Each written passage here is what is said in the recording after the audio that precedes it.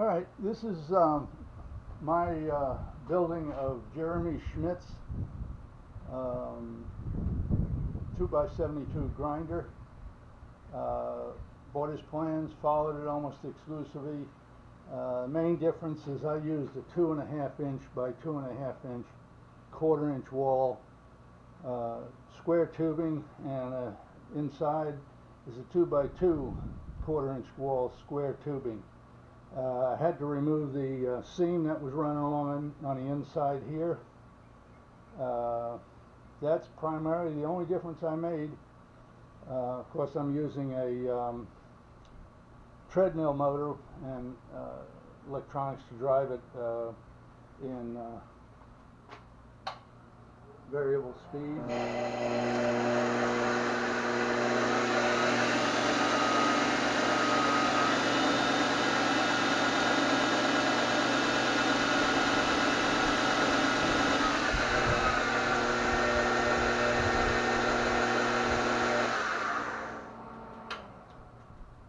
All the cuts, all the pieces that I have here that were he cut out by hand, I redrew them in DXF and then cut them on my plasma table. So another difference, instead of having a bolt going through here, I just have a pin. I have a set screw on either end holding that pin in place. It lays down exactly like his does, with the single nut being loosened here and then pivoted down.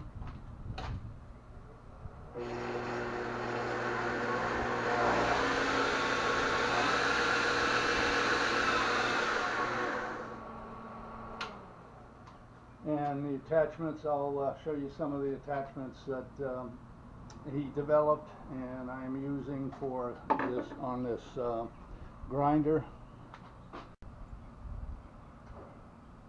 One slight difference that I did with this is the radius adjuster that or turner that he set up with the stop.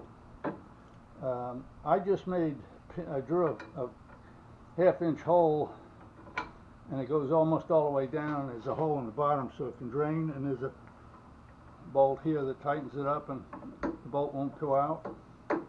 And I have this is for 1/2 inch, this is for 5/16 for 1/4 inch. You can see I offset it when I machined it on the lathe. This is 3/8 of an inch.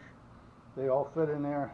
Has this flat in it, so when I put it in there and tighten that bolt up, it does not booger the shaft up, so I can pull it in and out after I loosen the bolt. Once you put the bolt in, tighten the bolt up, you can't pull it out. So it's similar to what he used, only I didn't want to have to do all the machining.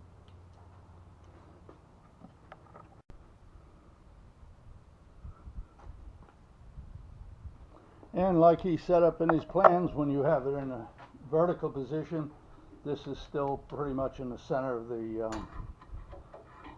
platen. So if you're making your radiuses, you're still using the belt. Here's the fixed plate, just like in his plans, can be raised and lowered.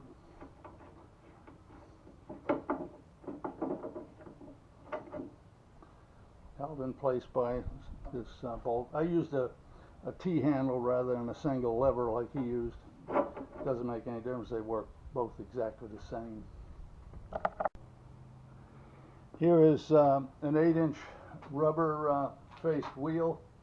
I still have a little bit of room. I could go with a 10-inch, but this is initially when I put it together I had a larger drive pulley or drive roller, and it didn't allow me to go out any more than the 8-inch, but now I have this. I changed the size of the drive roller to a 4-inch.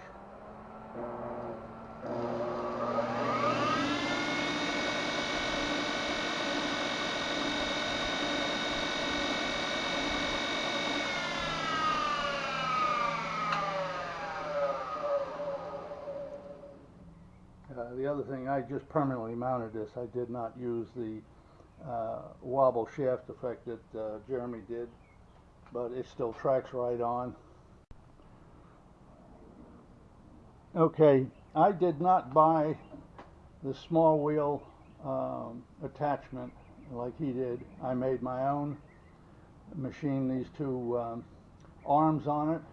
The rest of it is all basically the same as what he had, the wheel underneath here that turns. I put my bolt going through this way where he had his bolt going through the other way. It was a little, when you use these larger 2x2 2.5 inch square tubes, they're a little larger, so I had the bolts sticking out. So anyway, these are basically 3/4 inch dowels, steel dowels, that I put in the lathe, machined them, and tapped them to fit 3/8 inch bolts. I machined this, I'll show you pictures later on of how I machined these using an offset method that I've used many times by using a 3-jaw chuck.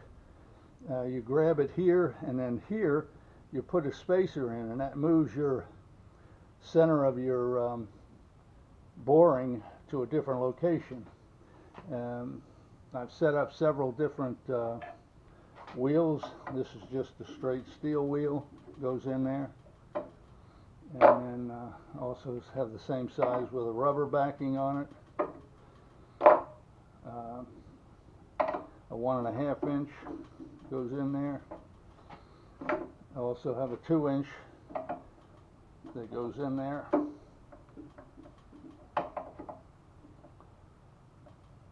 This one's a little snugger.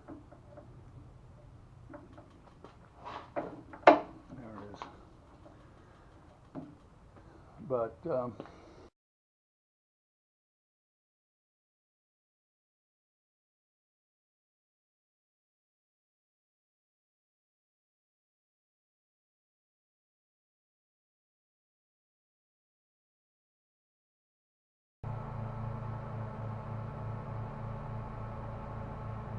as with Jeremy's video and his plans, you can turn this on the side here, and you can grind using flat platen here.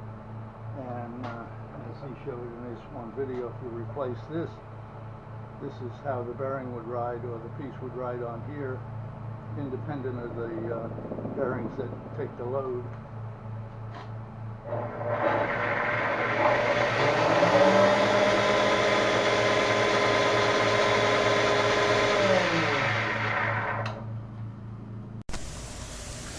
When I want to move the grinder around to do whatever, put it outside or whatever, I can fasten these wheels on here.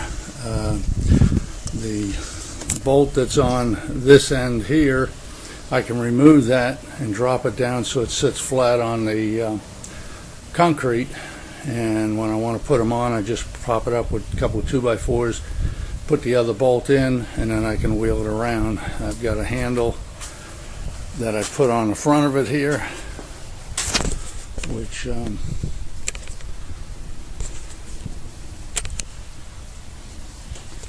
right here. I can just lift it up,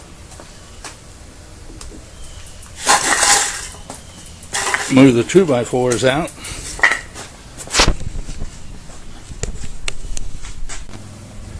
this is what it looks like when I have the wheels disconnected, or the wheels pivoted up.